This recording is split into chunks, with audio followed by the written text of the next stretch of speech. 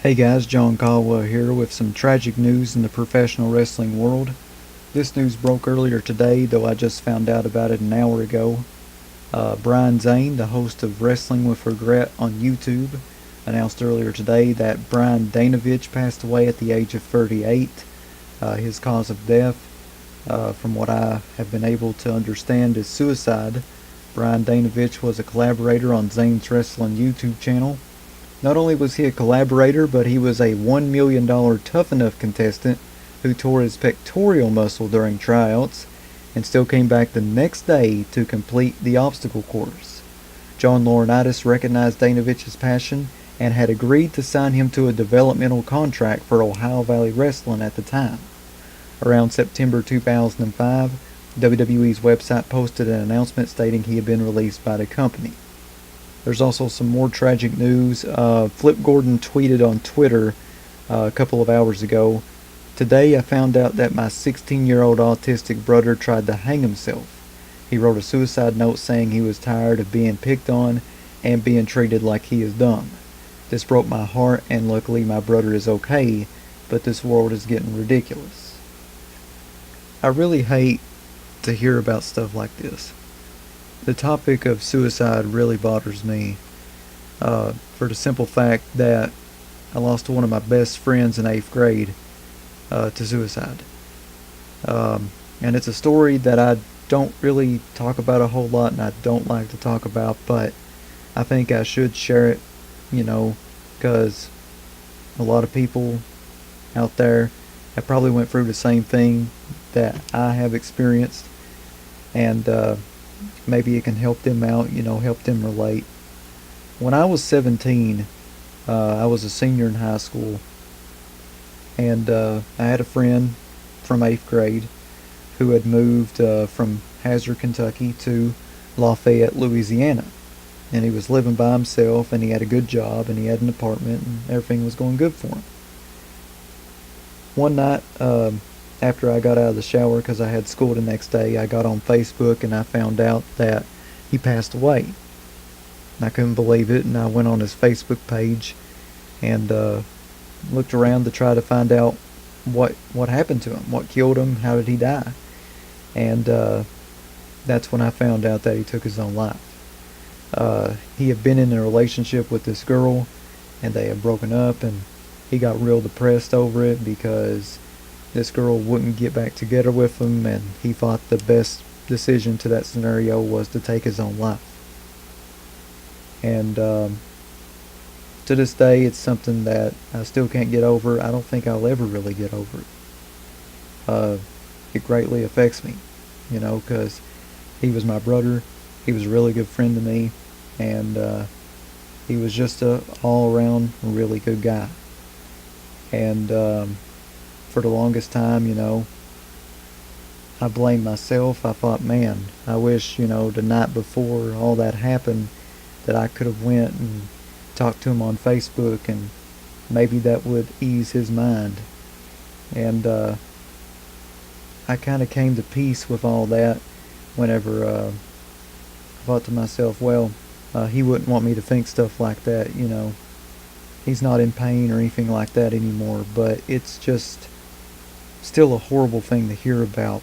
And to this day, I wish that he could have found a better solution than doing something like that, because it really hurt me, and it's just a horrible thing. And I still miss Michael to this day, and I still memorialize him every November 13th. And man, at 17, hearing the news that one of your best friends from 8th grade took his own life, that just completely rocked my world. It really did. And about bullying, especially in this day and age, it happened back, during my childhood in the end of the 90s, 2000s, early 2010s. It still happens today.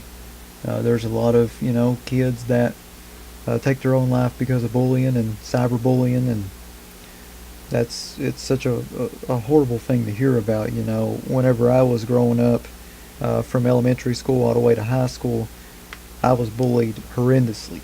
I mean, I was bullied horribly. Every single day of my life in elementary school, most of high school, I was constantly bullied. And I felt that way, you know. I really did. I felt that way, because it's just so rough having, to go through that hell of 8 hours of being put down and just dragged in the dirt. It sucked. It was literally pure hell. I remember in grade school, I think it was when I was in seventh grade, I had gotten bullied so bad one day that I went to the nurse because I was having chest pains, and I thought it was gas. And I found out that my heart rate was 150 beats a minute. And my mom came and signed me out, took me to the doctor, and done an EKG on me, and said that everything looked normal, but they wanted me to wear a heart monitor.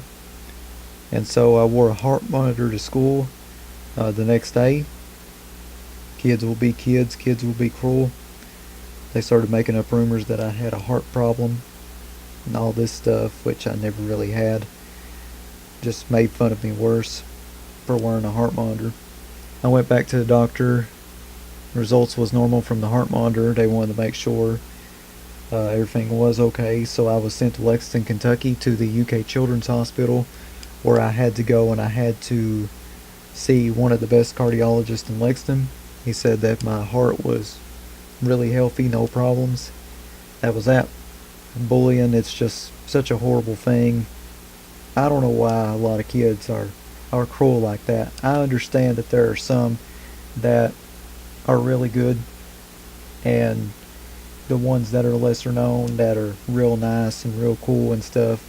But the majority, I don't know, they can just be so heartless, man. They really can. I send my thoughts and prayers out to Flip Gordon and his family. I also want to send my thoughts and prayers and good vibes out to Brian Zane and Brian Danovich's family. Man, that's just a horrible thing to hear about. I also want to take this time right now to address that for anyone having suicidal thoughts, for anyone going through a valley, for anyone thinking that they can't get to the top again, you're not alone. This isn't over. Things will get better. And if you're having suicidal thoughts, help is available. You can call the National Suicide Prevention Lifeline. That number is 1-800-273-8255. Once again, 1-800-273-8255. It's available 24 hours every day. You can also go to anxietysocial.net. That is a place that I went to because I suffer from anxiety problems and ADHD. And it really comforted me knowing that there were other people out there that was going through the same thing that I do, and that I wasn't alone. And that's what I want you to know, is if you're going through something like that, you're not alone either. And if you are having thoughts of taking your life, stay strong. Call the National Suicide Prevention Lifeline number, 1-800-273-8255. Once again, 1-800-273-8255. Talk to your family, talk to your friends. Don't be afraid to talk about it. And know that things will get better. You will get back to the top of the mountain. This is just a phase. This is just a little season. Things will get better for you. Everything is temporary. Once again, thoughts and good vibes out to Flip Gordon's family, Brian Zane, and Brian Danovich's family. Also, some more tragic news pouring in. This happened around 10:26 p.m. Eastern Time. As of this recording, it is 12:07 a.m. Eastern Time, though the time will be different when this is uploaded to Spreaker and YouTube. Mae Young Classic competitor Tegan Knox possibly suffered a broken leg during Thursday night's match with Rhea Ripley. Here is some in-person accounts of what happened. So these are some fans that were at the arena, and they wrote this on Twitter. Luke Allen tweeted, "Tegan appeared to seriously injure her knee. Heartbreaking stuff at Full Sail University. Sending prayers and best wishes to Tegan. This is the risk these performers put on the line every day of their lives.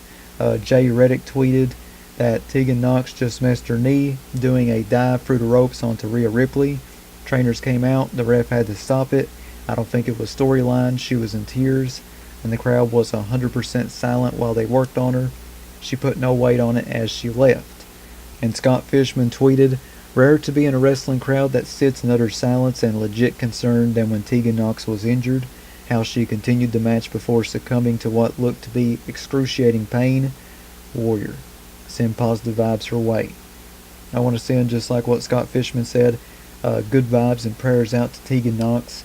I really also hate to hear about that. It's very frustrating to hear about. You bust your butt in all these promotions, and then you get the call to go to WWE and perform, and then when you go to perform, you get injured, and that's very frustrating. It's a harsh reality, but it's more frustrating, and I really hate to hear about a promising competitor going through something like that. So good vibes and prayers out to Tegan Knox. Hopefully she's able to recover fast and get back in the ring. So once again, prayers and good vibes out to the families of Flip Gordon, Brian Danovich, Brian Zane. Also want to send those prayers and good vibes out to Tegan Knox on a speedy recovery.